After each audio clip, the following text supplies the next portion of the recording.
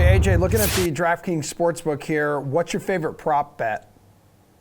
Well, I absolutely can't believe I'm saying this, but Aaron Rodgers to throw an interception against the Lions is coming in at plus Ooh. 195. I Wow. know the Lions aren't good, but that's just too much value to pass up on. Like it was so clear in the first week that Rodgers and his receivers are not on the same page.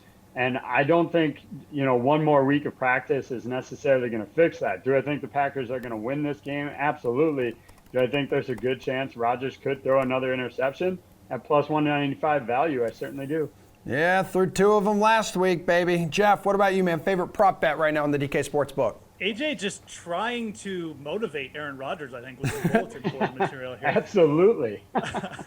I'm going to stick with the Tennessee-Seattle game and keep picking on this. I'm going to go over on A.J. Brown's receiving total. It's sitting at 70.5 or 71.5, actually. May have just moved. But regardless, I mean, I think this is 10 yards too low for A.J. Brown in this game. Again, we know the Seattle secondary is where they struggled. They allowed a bunch of garbage time to the Colts receivers and once they got up in that game. And regardless, this is A.J. Brown. I mean, this thing could hit on one catch and pass. And I love targeting receiving totals that I think are a little bit too low with players like A.J. Brown. They got great yards per reception totals. So I think this matchup screams fast pace. I think this matchup screams Tennessee's passing game has a good day. And A.J. Brown, I like going over on his receiving total. Pearce, which prop bet are you targeting on the DK Sportsbook?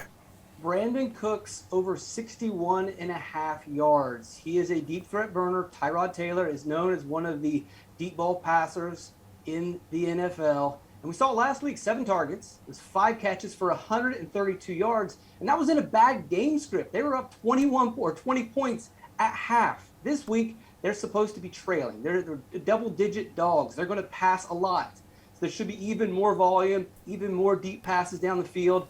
And he doesn't have to get 130. He just has to get halfway there. And last week, it was against a decent quarterback in C.J. Henderson, who was a top pick, supposed to play well. Meanwhile, the Browns were terrible in the secondary last week. I love this over.